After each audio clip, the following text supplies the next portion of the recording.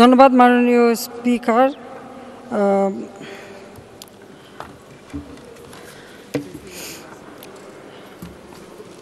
আমরা আজকে এই পার্লামেন্ট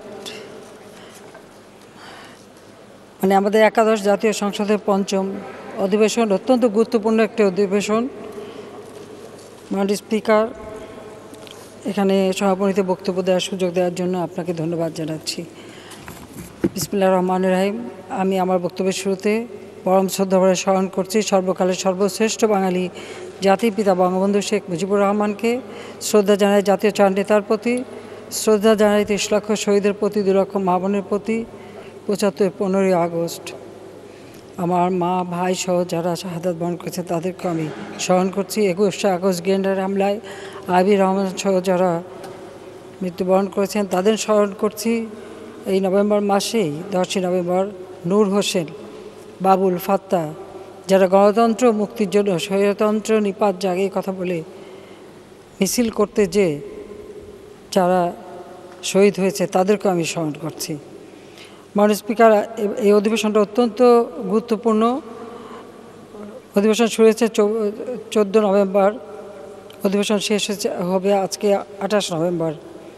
9 দিনের বৈঠকে আমরা 9টা বিল ইতিমধ্যে পাশ করেছি, যা মনে করি এটাও একটা রেকর্ড।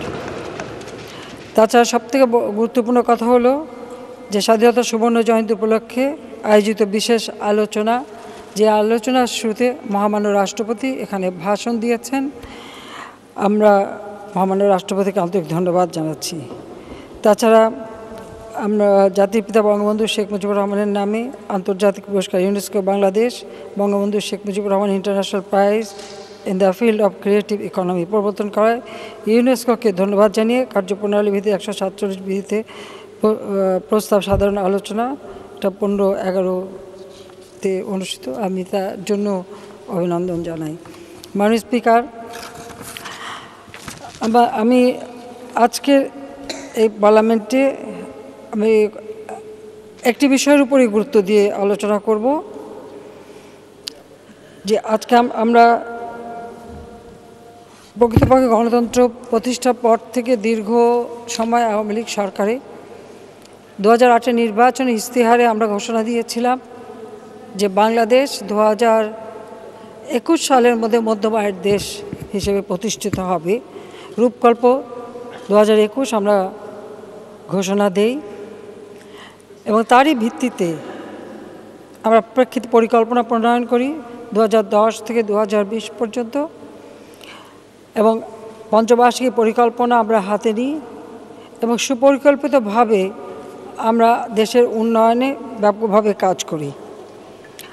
একটি লক্ষ্য স্থির করে কোনো একটি দেশ যদি এগিয়ে যায় তাহলে সেটা কিন্তু অর্জন করা সম্ভব, সেটা আমরা প্রমাণ করেছি।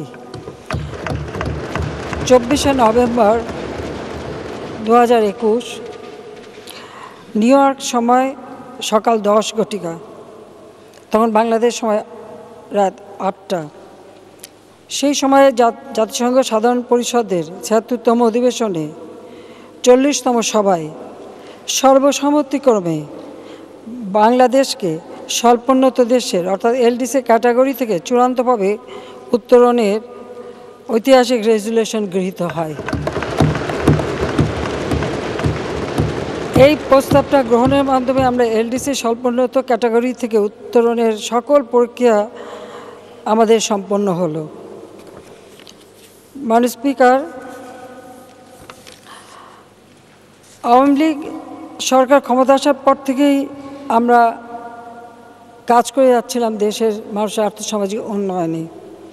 আজকে আমরা স্বল্পোন্নত দেশের থেকে উন্নয়নশীল দেশে আমাদের যে গ্র্যাজুয়েশন, এটা অত্যন্ত গুরুত্বপূর্ণ। তবে এটা খুব এত তাড়াতাড়ি হয়নি, এটাও মনে রাখতে হবে। কারণ আওয়ামী লীগ সরকার গঠনের পর থেকে আমরা 2009 সাল থেকে বিভিন্ন পরিকল্পনা যা নিয়েছি এবং তা বাস্তবায়ন করেছি। বাংলাদেশে দারিদ্র্য মুক্তি, বাংলাদেশের মানুষের আর্থসামাজিক উন্নতি, খাদ্যের স্বয়ংসম্পূর্ণতা অর্জন, বিদ্যুৎ উৎপাদন বৃদ্ধি, রাস্তাঘাটের উন্নয়ন, কর্মসংস্থানের ব্যবস্থা, বিভিন্ন কাজ আমরা করেছি এবং খুব পরিকল্পিতভাবে। এটা বলার অপেক্ষা রাখে না যে এই কাজ করতে যে আমরা খুব সহজভাবে করতে পেরেছি তা না। আমরা দেশের জনগণের জাতীয় জীবনের সার্বিক উন্নয়নের জন্য এই প্রচেষ্টা চালিয়েছি। কারণ বর্তমান আওয়ামী লীগ সরকারের নেতৃত্বে বাংলাদেশের জনগণের জাতীয় জীবনের এই যে গৌরবজনক যাত্রা শুরু হয়, আমরা 2018 সালে প্রথম জাতিসংঘের যে কমিটি, সে কমিটি হচ্ছে committee for development policy, CDP, বাংলাদেশকে স্বল্পোন্নত দেশের ক্যাটাগরি থেকে উত্তরণের জন্য সুপারিশ করে।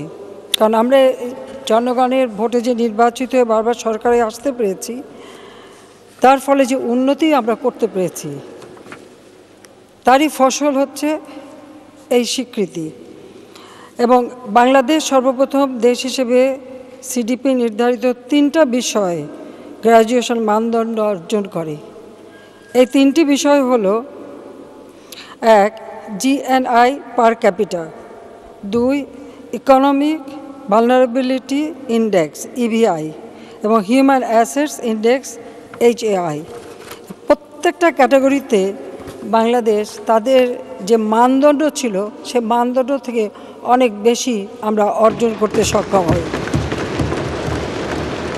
জাতিসংঘের নিয়ম অনুযায়ী স্বল্পোন্নত দেশের অর্থাৎ LDC ক্যাটাগরি থেকে উত্তরণের জন্য পরপর 2বার সিডিপি ত্রিবার্ষিক পর্যালোচনা করে। এই পর্যালোচনায়ও বাংলাদেশ কিন্তু আমাদের অর্জিত মানদণ্ড আমরা ধরে রাখতে সক্ষম হই।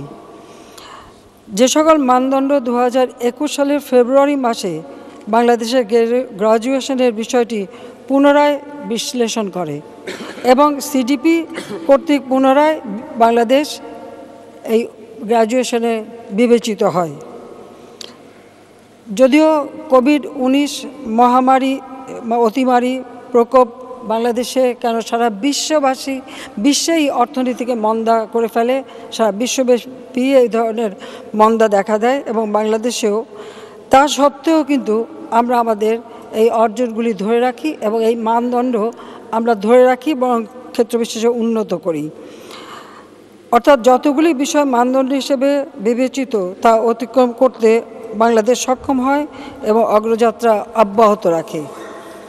জাতিসংঘের ইকোনমিক ও সোশ্যাল কাউন্সিল ইকোসক, এই ইকোসকের নিকট সিডিপি বাংলাদেশকে স্বল্পোন্নত অর্থাৎ LDC দেশের ক্যাটাগরি থেকে উত্তরণের জন্য সুপারিশ করে। জাতিসংঘের ইকোনমিক ও সোশ্যাল কাউন্সিল ইকোসক 2021 সালের জুন মাসে সিডিপি এর সুপারিশ গ্রহণ করে। এই পরিপ্রেক্ষিতে জাতিসংঘের সাধারণ পরিষদে তা পেশ করে। 2021 24শে নভেম্বর জাতিসংঘের সাধারণ পরিষদ এই প্রস্তাব বা রেজুলেশনটি আলোচনা করে এবং সর্বসম্মতিক্রমে এই রেজুলেশনটা পাস হয়।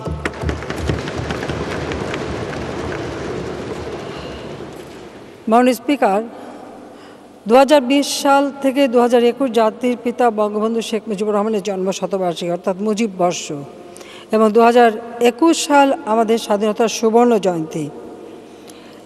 এই সময় এই অর্জন এটা আমাদের জন্য অনেক গৌরবের, কারণ জাতির পিতার জন্মশতবার্ষিকী আর স্বাধীনতার সুবর্ণ জয়ন্তী, এই সময় যখন আমরা উদযাপন করছি, সেই সময় এই যুগান্তকারী অর্জন বাংলাদেশ পায়। বাঙালি জাতির জন্য একটা বিরল সম্মান অর্জন, বিশ্বসভায় বাঙালি জাতি ও বাংলাদেশের জন্য একটা অনন্য উত্তরণ। 2008 সালের নির্বাচনী ইশতেহারে আওয়ামী লীগ ঘোষিত রূপকল্প 21 এবং এরই আলোকে আমরা যে পরিকল্পনাগুলি পরপর নিয়েছি, সেই সময় প্রকৃতপক্ষে অনেকে এটা ধারণাই করতে পারেননি যে বাংলাদেশে এই ধরনের উত্তরণ ঘটতে পারে। কিন্তু সুনির্দিষ্ট লক্ষ্য নিয়ে পরিকল্পিতভাবে আমরা এগিয়েছি বলেই এটা সম্ভব হয়েছে, কারণ আমরা যেমন প্রেক্ষিত পরিকল্পনা প্রণয়ন করেছি, তাছাড়া আমরা পঞ্চবার্ষিকী পরিকল্পনা অর্থাৎ ষষ্ঠ, সপ্তম, এমনকি অষ্টম পঞ্চবার্ষিকী পরিকল্পনা এখন আমরা প্রণয়ন করে বাস্তবায়ন করছি। অর্থাৎ একটা সুনির্দিষ্ট পরিকল্পনা নিয়েই আমরা কিন্তু কাজ করেছি। আমরা কিছু আশু করণীয় কি সেটাও যেমন সুনির্দিষ্টভাবে কাজ করেছি, অনেক সমালোচনার সম্মুখীন হতে হয়েছে। তারপরেও আমরা জানি যে এটার মানে একটা ফলাফল বাংলাদেশের জনগণ পাবে। যেমন রেন্টাল পাওয়ার প্ল্যান্ট থেকে শুরু করে আমরা যে সমস্ত বিদ্যুৎ কেন্দ্র করতে গেছি সেখানে অনেক সমালোচনা হয়েছে, কিন্তু আমরা সমালোচনায় কান দেই নেই, কারণ আমরা জানি এই দেশটাকে আমরা চিনি, আমাদের অভিষ্ট লক্ষ্য স্থির করে আমরা এগিয়েছি। আমরা সেইভাবেই দেশের উন্নয়ন কাঠামো গড়ে তোলা এবং দীর্ঘমেয়াদী আশু করণীয়, মধ্যমেয়াদী, দীর্ঘমেয়াদী পরিকল্পনা আমরা হাতে নিয়ে আমরা কাজ করেছি। ঠিক সেইভাবে আমরা ষষ্ঠ পঞ্চবার্ষিকী পরিকল্পনা প্রণয়ন ও বাস্তবায়ন করেছি, যার ফলে এমডিজি যে ঘোষণা দিয়েছিল 2000 সালে জাতিসংঘ, সেটার সফল বাস্তবায়ন আমরা করি। এরপর আমরা সপ্তম পঞ্চবার্ষিকী পরিকল্পনা প্রণয়ন করি এবং তা আমরা বাস্তবায়ন করি, এবং সঠিক দিক নির্দেশনা নিয়েই রাষ্ট্র পরিচালনা করা হয়। একই সঙ্গে জাতিসংঘ ঘোষিত আমরা এসডিজি, যেটা 2015 সালে জাতিসংঘ এসডিজি ঘোষণা করে, সাস্টেনেবল ডেভেলপমেন্ট গোল, সেই সাস্টেনেবল ডেভেলপমেন্ট গোলের যে অংশ যেগুলি আমাদের দেশের জন্য প্রযোজ্য, সেগুলির সাথে নিয়ে আমরা আমাদের সপ্তম এবং অষ্টম পঞ্চবার্ষিকী পরিকল্পনা প্রণয়ন করে তা আমরা বাস্তবায়ন শুরু করি। 2021 থেকে 2041কে আমরা লক্ষ্য রেখে আরেকটি প্রেক্ষিত পরিকল্পনা ইতিমধ্যে আমরা প্রণয়ন করেছি, যেখানে 2041 সালের মধ্যে বাংলাদেশ একটা উন্নত দেশ যাতে হয় সেই পরিকল্পনাই আমরা হাতে নিয়েছি। পাশাপাশি 2030 সালের মধ্যে জাতিসংঘ ঘোষিত 2030 সাল পর্যন্ত যে উন্নয়ন, সেই স্থায়ী উন্নয়নের কার্যক্রমও আমরা বাস্তবায়ন করে যাচ্ছি। অর্থাৎ বাংলাদেশের জনগণের কাছে আমি কৃতজ্ঞ এই কারণে 2008-এর নির্বাচন, 2014 নির্বাচন, 2018 জাতীয় নির্বাচন, প্রতিটি নির্বাচনে তারা নৌকা মার্কায় ভোট দিয়েছেন, আমাদের জয়যুক্ত করেছেন এবং আমরা জনগণের সেবা করার সুযোগ পেয়েছি।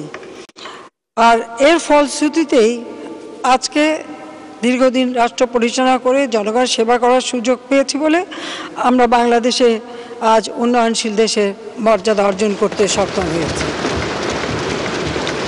তবে একথা ঠিক যে এই যাত্রাপথ কখনো সুগম ছিল না, আমাদেরকে অনেক প্রতিবন্ধকতা মোকাবেলা করতে হয়েছে, অনেক সমালোচনার মুখে পড়তে হয়েছে, অনেক অপপ্রচারের শিকার হতে হয়েছে। এবং কারণ আমরা দেখেছি আন্দোলনের নামে মানুষ পুড়িয়ে হত্যা করা, পেট্রোল বোমা মারা, বাস, চলন্ত বাস, গাড়ি, এমনকি স্কুটার, ড্রাইভার, প্রাইভেট কারের লোকদের টেনে বের করে আগুন দিয়ে পুড়িয়েছে। সেই অগ্নি সন্ত্রাসের শিকার একজন আমাদের পার্লামেন্ট মেম্বারও আছে এখানে সে উপস্থিত। ঠিক এইভাবে গাড়ি পোড়ানো, রাস্তা কেটে ফেলে দেওয়া, হাজার হাজার গাছ কেটে ধ্বংস করা, মানুষকে হত্যা, তারপর হরতাল, অবরোধ বোধহয় এখনও বিএনপি তুলে নেয়নি, সেই অবরোধ সহ নানা প্রতিবন্ধকতা সৃষ্টি করা হয়েছে উন্নয়নের পথে বাধা সৃষ্টির জন্য। এরই পাশাপাশি আবার একই সাথে প্রাকৃতিক দুর্যোগ, খরা, বন্যা, ঝড়, বৃষ্টি, নানা ধরনের প্রাকৃতিক দুর্যোগও কিন্তু আমাদের মোকাবেলা করতে হয়েছে। কিন্তু আমরা যেটা হচ্ছে জলবায়ু পরিবর্তনের ফল, যেটা আমরা সব কিছু কিন্তু মোকাবেলা করেছি, কিন্তু সব কিছুর এরপরে আসলো এই কোভিড-19 অর্থাৎ আপনার করোনা ভাইরাস। এই করোনা ভাইরাসেও সমগ্র বিশ্বের অর্থনীতি যেখানে স্থবির, সেখানে আমরা চেষ্টা করেছি আমাদের অর্থনীতি সচল রাখতে, এবং আমরা প্রায় 1,83,000 কোটি টাকার প্রণোদনা দিয়ে নগদ অর্থ সরবরাহ একেবারে গ্রামের তৃণমূল পর্যায়ের মানুষকে দিয়েছি। আমরা অন্য সব কিছু বাদ দিয়ে মানুষের হাতে যেন টাকা যায়, মানুষের হাতে যেন খাবার যায়, খাদ্য যেন নিরাপত্তা থাকে, সেদিকে ব্যাপকভাবে আমরা কর্মসূচি পালন করেছি। আমাদের কৃষক, শ্রমিক, আমাদের মেহনতি মানুষ, চাকরিজীবী, শিক্ষক, ছাত্র ছাত্রী সকলের, দেশের সর্বস্তরের জনগণের যাতে কোনো রকম অসুবিধা না হয় তার জন্য ব্যাপকভাবে আমরা এই প্রণোদনা প্যাকেজের মাধ্যমে সহযোগিতা করেছি। শুধু বাজেট থেকে না, সরকারি কোষাগার থেকে না, এমনকি প্রধানমন্ত্রীর তহবিল থেকেও আমরা কয়েকশো কোটি টাকা মানুষের মাঝে বিলিয়েছি। অর্থাৎ মানুষকে সব ধরনের সহযোগিতা করা, সেই সহযোগিতাটুকু আমরা করতে পেরেছি। আর যার ফলাফল হলো যে আজকে বাংলাদেশ সেই অতিমারী সময়ও আমাদের অর্থনীতি গতিশীল থেকেছে, এবং যে তিনটি মানদণ্ড আমরা অর্জন করেছিলাম সেটা তো হ্রাস পাইনি, বরং আমরা আরও সামনে এগিয়ে যেতে সক্ষম হয়েছি। এখন আমাদের মূল লক্ষ্য একটি সামনে আছে, সেটা হলো 2041 সালের মধ্যে বাংলাদেশ যাতে উন্নত সমৃদ্ধ দেশ হয় সেই লক্ষ্যটা অর্জন করা। ইতিমধ্যে আমরা সেই প্রেক্ষিত পরিকল্পনা করেছি। তাছাড়া বাংলাদেশ একটা বদ্বীপ, এই বদ্বীপটা, এই অঞ্চলের মানুষ তারা একদিকে যেমন জলবায়ু অভিঘাত থেকে যেন তারা রক্ষা পায়, অপরদিকে আর্থসামাজিকভাবে উন্নতি করে একটা সুন্দর জীবন পায়, সেদিকে লক্ষ্য রেখেই আমরা প্রেক্ষিত পরিকল্পনা করেছি। কাজে সেই পরিকল্পনা আমি মনে করি যে এই পরিকল্পনা বাস্তবায়ন করতে পারলে বাংলাদেশের জনগণ প্রজন্মের পর প্রজন্ম তারা কিন্তু অন্তত একটা সুন্দর জীবন পাবে। মাননীয় স্পিকার, এই রেজুলেশনটা হবার পর আমার পক্ষ থেকে জাতিসংঘে নিযুক্ত বাংলাদেশের স্থায়ী প্রতিনিধি রাষ্ট্রদূত রাব্বা ফাতিমা বক্তব্য প্রদান করেন, এবং তার প্রদত্ত বক্তব্যে তিনি রেজুলেশনটি গ্রহণের ক্ষেত্রে ঐক্যমতে পৌঁছাতে সহায়তার জন্য সকল দেশকে আন্তরিক ধন্যবাদ জানান। এবং তার বক্তব্যে তিনটি বিষয় উঠে আসে, তিনটি বিষয়কে সবচেয়ে গুরুত্ব দেন। একটা হচ্ছে এলডিসি ক্যাটাগরি থেকে উত্তরিত ও উত্তরণের পথে থাকা দেশগুলোর জন্য প্রণোদনা ভিত্তিক আন্তর্জাতিক সহায়তা কাঠামো নিশ্চিত করা। যে কোনো দুর্যোগপূর্ণ পরিস্থিতি যেমন জলবায়ু পরিবর্তনের অভিঘাত, কোভিড-19 ইত্যাদি মোকাবেলা করার সক্ষমতা অর্জনে প্রয়োজনীয় সহায়তা নিশ্চিত করা। এবং স্বল্পোন্নত দেশের অর্থাৎ এলডিসি ক্যাটাগরি থেকে উত্তরণের বিষয়কে জাতিসংঘের এজেন্ডা আরও গুরুত্ব আরোপ করা।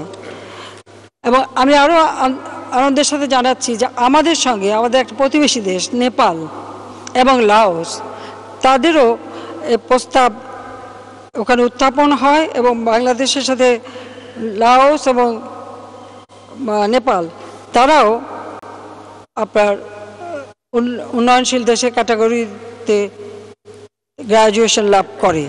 কাজে আমি বাংলাদেশের জনগণকে যেমন আন্তরিক অভিনন্দন জানাচ্ছি, সেই সাথে নেপাল, ভুটান এবং তাদের জনগণকে আমার আন্তরিক অভিনন্দন জানাচ্ছি। মাননীয় স্পিকার,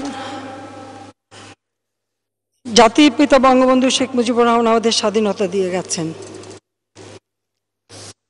এই দেশটাকে নিয়ে অনেক স্বপ্ন ছিল, বাংলাদেশকে তিনি গড়ে তুলবেন ক্ষুধা দারিদ্র্যমুক্ত উন্নত সমৃদ্ধ দেশ হিসেবে। মাত্র 3.5 বছর সময় পেয়েছিলেন। একটা যুদ্ধ বিধ্বস্ত দেশ, যেখানে রিজার্ভ মানি নেই, যেখানে গোলায় খাদ্য নেই, যেখানে রাস্তাঘাট পুল ব্রিজ সব কিছু ভাঙা বিধ্বস্ত, 1 কোটি শরণার্থী। তাছাড়া দেশের ভিতরে গণহত্যায়, পাকিস্তানি হানাদার বাহিনীর গণহত্যার কারণে কত পরিবার ধ্বংস, দিশেহারা। 7.5 কোটি মানুষের মধ্যে 3 কোটি মানুষেরই ঘরবাড়ি নেই, যেখানে আহত মুক্তিযোদ্ধা, পাকিস্তানি হানাদার বাহিনীর আঘাতে যে সমস্ত পরিবার ক্ষতিগ্রস্ত, তাদের প্রত্যেকের পুনর্বাসন, নির্যাতিত মা বোনদের পুনর্বাসন, চিকিৎসার ব্যবস্থা, এই সব কাজ যেমন একদিকে করেছেন, অপরদিকে একটা প্রদেশ, যে প্রদেশটা ছিল পাকিস্তানের একটা প্রদেশকে সম্পূর্ণ একটা রাষ্ট্রে উন্নীত করবার জন্য তিনি 9 মাসের মধ্যে আমাদের একটি সংবিধান উপহার দেন, এবং সমস্ত আইন বিধি সব কিছু তিনি তৈরি করে দিয়ে গেছেন। এমনকি আমাদের সীমানা চুক্তি, আমাদের সমুদ্র সীমানা সব কিছুই কিন্তু তিনি করে দিয়ে গেছেন। এত অল্প সময়ের মধ্যে এই কাজগুলি করে সেই যুদ্ধ বিধ্বস্ত দেশকে অর্থনীতির উপর মজবুত করে দাঁড় করিয়ে তিনি বাংলাদেশকে স্বল্পোন্নত দেশ হিসেবে জাতিসংঘের স্বীকৃতি পেয়েছিলেন। আর এই এত বছর পরে এসে আমরা সেখান থেকে উন্নয়নশীল দেশে উন্নীত হতে পারলাম। মাননীয় স্পিকার, জাতিপিতা যদি বেঁচে থাকতেন তাহলে স্বাধীনতা 10 বছরের মধ্যেই কিন্তু বাংলাদেশে উন্নয়নশীল দেশ হতো, এতে কোনো সন্দেহ নেই। কিন্তু আমাদের দুর্ভাগ্য যে জাতির পিতাকে হত্যার পর যারা ক্ষমতা এসেছিল, আপনি জেনারেল জিয়াউর কথা বলেন, জেনারেল এরশাদের কথা বলেন বা বেগম জিয়ার কথা বলেন, এরা তো আসলে দেশকে কখনো উন্নত করতে চায়নি। ক্ষমতা তাদের কাছে ছিল ভোগের বস্তু, ক্ষমতা তাদের কাছে ছিল নিজের জীবনকে বিলাসবহুল করে দেওয়া, এবং তাদের সাথে কিছু লোক ক্ষমতার উচ্ছিষ্ট বিলিয়ে দলে নিয়ে একটা এলিট শ্রেণী তৈরি করা। দেশের সাধারণ মানুষ কিন্তু যে তিমিরে সেই তিমিরেই ছিল। বাংলাদেশের সাধারণ মানুষের ভাগ্য পরিবর্তনে কেউ এগিয়ে আসেনি। শুধু তাই না, আমরা আত্মমর্যাদাশীল জাতি হব। জাতির পিতা একটি কথা সবসময় বলতেন এবং তার ভাষণে আছে যে আমাদের মাটি আছে, মানুষ আছে, এই মাটি মানুষ দিয়েই আমরা দেশ গড়ব। একথা কিন্তু কেউ বাস্তবায়নও করেনি, চিন্তাও করেনি। বরং বিদেশ থেকে আরও আমদানি হবে, সেখান থেকে কমিশন খাবে, দেশে উৎপাদন হবে না, বিদেশের উপরে নির্ভরশীল থাকবে। সেই শস্য বীজ, ধানের বীজ থেকে শুরু করে সব কিছুতেই বড় নির্ভরশীলতা, আর মানুষের কাছ থেকে ভিক্ষা চেয়ে হাত পাতা, এটাই ছিল তাদের নীতি। কিন্তু আওয়ামী লীগের নীতি হচ্ছে জাতির পিতা যে আদর্শ দিয়ে গেছেন, যে আদর্শের ভিত্তিতে মুক্তিযুদ্ধে আমরা বিজয় অর্জন করেছি, সেই মুক্তিযুদ্ধের চেতনা এবং আদর্শ বাস্তবায়ন করা। আর সেভাবেই আমরা পরিকল্পিতভাবে কাজ করেছি বলেই আজকে বাংলাদেশ উন্নয়নশীল দেশের মর্যাদা পেয়েছে। তবে এটা বাস্তবায়নে আমরা অনেক সুবিধাও যেমন পাবো, কাজী সেই দিকে আমি মনে করি যে আমাদের বাংলাদেশকে এগিয়ে নিয়ে যাওয়ার জন্য আমাদের বেশ কিছু পদক্ষেপও নিতে হবে, এবং সে প্রস্তুতিও কিন্তু আমরা নিচ্ছি। কারণ উন্নয়নশীল দেশ হিসেবে আমরা স্বল্পোন্নত দেশের যে সমস্যা সুযোগগুলি, সেগুলি আমরা হয়তো পাবো না সব। তবে আমরা একটা কাজ করেছি, আমরা তাদের কাছে জাতিসংঘে একটা সময় চেয়ে নিয়েছি, যেটা 2024-এর মধ্যে উন্নয়নশীল দেশ হিসেবে আমাদের উত্তরণটা সম্পন্ন হওয়ার কথা। সেখানে আরও 2 বছর সময়, এই করোনাকালীন সময়ে আমাদের যে ক্ষতি হয়েছে সেগুলি পুষিয়ে নেওয়ার জন্য আমরা সময় নিয়েছি 2026 সাল। তখন থেকে আমরা পরিপূর্ণভাবে উন্নয়নশীল দেশ হিসেবে আমাদের সকল কাজকর্ম করতে পারবো, সেই দিকে আমরা লক্ষ্য রেখেই করেছি। সেই আজকে বাংলাদেশ যেখানে এগিয়ে যাচ্ছে, এই এলডিসি থেকে আমরা যে উত্তরণ পেয়েছি, এটা বাংলাদেশের জন্য অনেক সুযোগ সৃষ্টি করেছে। অর্থাৎ আমরা মনে করি আমরা বাংলাদেশের উন্নয়নের পথে আরেকটি মাইল ফলক, বাংলাদেশকে সারা বিশ্বের কাছে ব্র্যান্ডিং করবার একটা সুযোগ সৃষ্টি করে দিয়েছে, আর একটা মাইল ফলক সৃষ্টি হয়েছে। বাংলাদেশের অর্থনীতি উদীয়মান, বাংলাদেশের জন্য বড় ধরনের বাজার সৃষ্টির সুযোগ সৃষ্টি হচ্ছে, আমরা একটা বার্তা এখন বিশ্বব্যাপী পাবে, বিশ্ববাসীর কাছে আমরা সেটা পৌঁছাতে পারবো। ব্রিটেনের গবেষণা সংস্থা centre for economic and business research CEBR এর মতে অর্থনৈতিক বিকাশ অব্যাহত থাকলে 2035 সাল নাগাদ বিশ্বের 23তম বৃহৎ অর্থনীতির দেশে পরিণত হবে বাংলাদেশ। বৈশ্বিক শান্তি সূচক 2020 অনুযায়ী শান্তিপূর্ণ দেশ হিসেবে বাংলাদেশের অবস্থান 7 ধাপ উন্নীত হয়েছে। দারিদ্র্যের হার যা 40 ভাগ ছিল, আজকে তা 20.5 ভাগে হ্রাস পেয়েছে। অর্থনৈতিক আকার এখন 411 বিলিয়ন মার্কিন ডলার। জিডিপি আমরা 8 ভাগ পর্যন্ত পৌঁছে গিয়েছিলাম, কিন্তু করোনার কারণে সেটা ধরে রাখা সম্ভব হয়নি, কারণ সারা বিশ্বব্যাপী তো তখন করোনা, সব কিছুই তো বন্ধ ছিল। তারপরেও আমরা 5.43 আমরা অর্জন করতে সক্ষম হয়েছি, যেটা দক্ষিণ এশিয়ায় সর্বোচ্চ জিডিপি আমরা পেয়েছি। আমাদের মাথাপিছু আয় $2,554 উন্নীত হয়েছে। আমাদের সাক্ষরতার হার 96 সালে সরকার গঠন করে দেখলাম 45 চেষ্টা করে 65.5 উন্নীত করলাম। 2009 সালে সরকার গঠন করে দেখি আবার আমরা যে তিমিরে সেই তিমিরে, অর্থাৎ বিএনপি শাসন আমলে তা আবার কমে যে সেই 44-45 নেমে গিয়েছিল। আজকে আমাদের সাক্ষরতার হার 75.2 উন্নীত হয়েছে।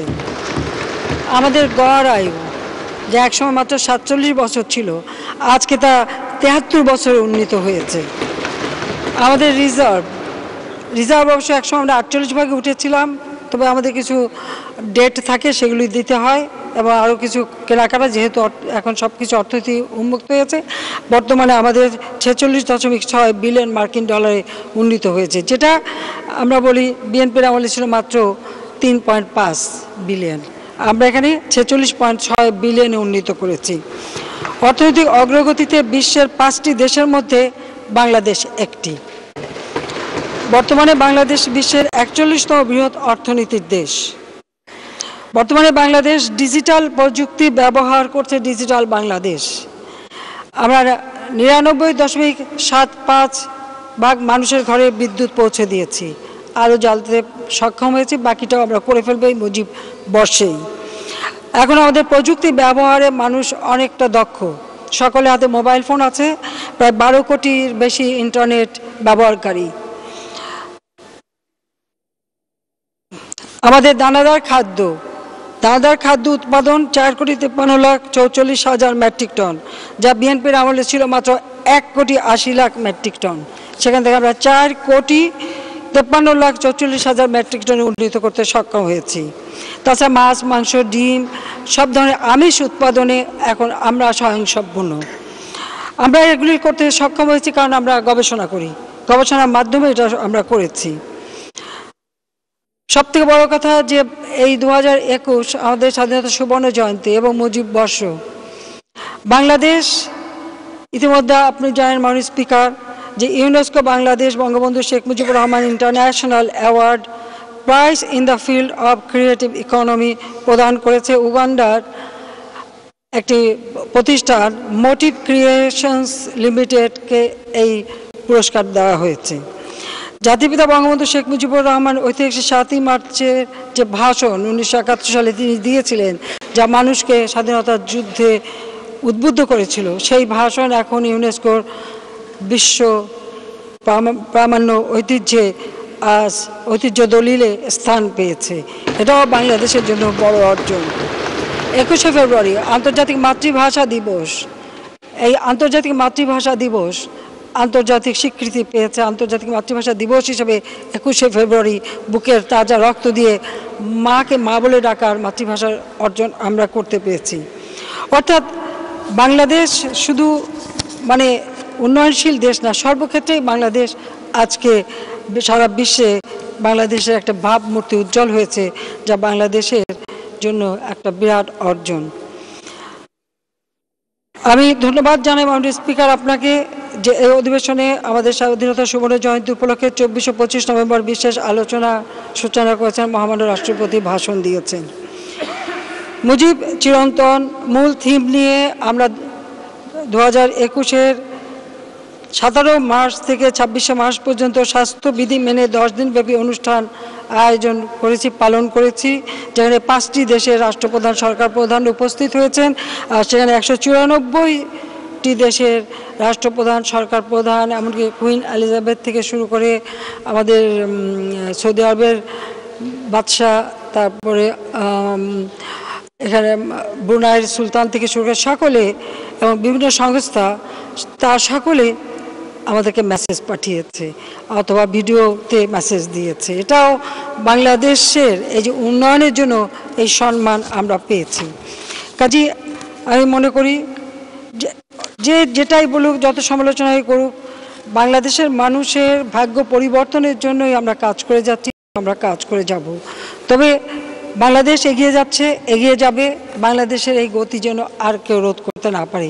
আচ্ছা, অনেক রকমের চক্রান্ত সক্রান্ত থাকবে, কিন্তু সেগুলি মাথায় নিয়েই আমাদের চলতে হবে।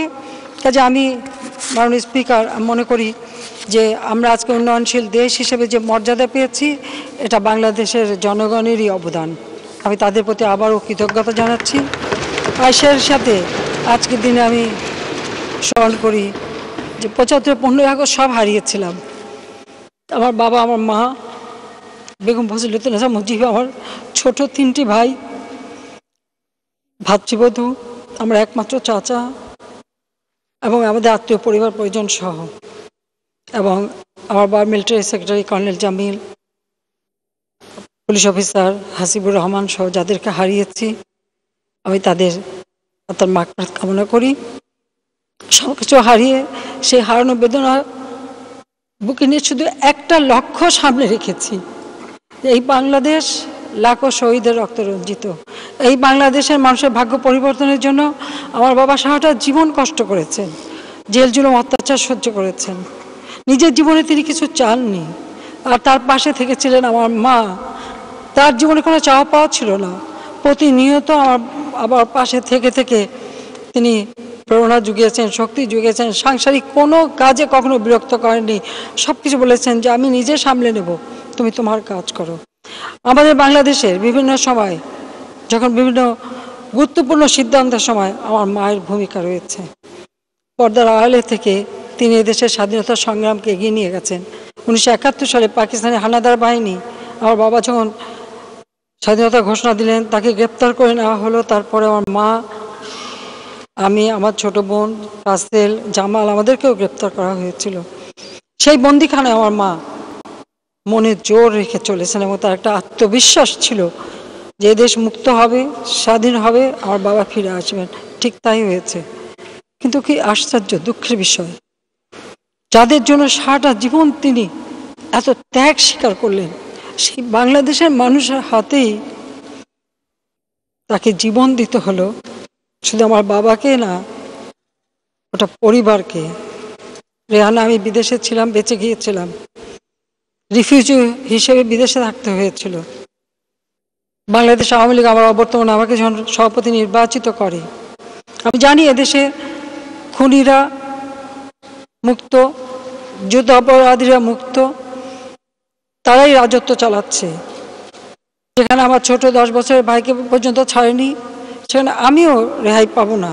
আমাকেও বিভিন্ন সময় হয়তো যে কোনো সময় মৃত্যু আমার হতে পারে, কিন্তু সেটা জেনেও শুধু দেশের মানুষের কথা চিন্তা করে, দেশের মানুষের ভাগ্য পরিবর্তন করবার নিয়ত নিয়ে আমার ছোট্ট বাচ্চা 10 বছরের ছেলে জয় এবং আমার 8 বছরের মেয়ে, তাদেরকে আমার বোনের কাছে দিয়ে আমি বাংলার মাটিতে ফিরে এসেছিলাম একটা লক্ষ্য নিয়ে। যে স্বপ্ন নিয়ে আমার বাবা এই দেশ স্বাধীন করেছেন, যে স্বপ্ন নিয়ে আমার বাবা তার সারাটা জীবন উৎসর্গ করেছেন, যে স্বপ্নটা অধুরা রয়ে গেছে, তিনি দুঃখী মানুষের মুখে হাসি ফুটাতে চেয়েছেন। তা তো নিজের চাওয়া না, এদেশের মানুষের ভাগ্য পরিবর্তন। এদেশের মানুষ দুবেলা ভাত খাবে, চিকিৎসা পাবে, শিক্ষা পাবে, ঘর বাড়ি পাবে, উন্নত জীবন পাবে, এটাই তো তার স্বপ্ন ছিল। সেই স্বপ্নটা যেন পূরণ করতে পারি, সেই লক্ষ্য নিয়েই কিন্তু কাজ করে যাচ্ছি। আমি বারবার আঘাত এসেছে, কিন্তু জানি না আল্লাহ রাব্বুল আলামিন আমাকে বাঁচিয়েছেন এবং আমার দলের নেতা কর্মীরা বিভিন্ন সময় মানব ঢল রচনা করে আমাকে রক্ষা করেছে। আল্লাহর রহমতে আল্লাহ আমাদের এইটুকু সুযোগ দিয়েছেন মানুষের সেবা করে আজকে একটা মর্যাদায় বাংলাদেশকে উন্নীত করতে সক্ষম হয়েছি। সেটি আমি শুকরানা আদায় করি আর দেশের মানুষের প্রতি কৃতজ্ঞতা জানাই। মাননীয় স্পিকার, আপনাকে ধন্যবাদ জানাই। সবাইকে ধন্যবাদ। জয় বাংলা, জয় বঙ্গবন্ধু, বাংলাদেশ চিরজীবী।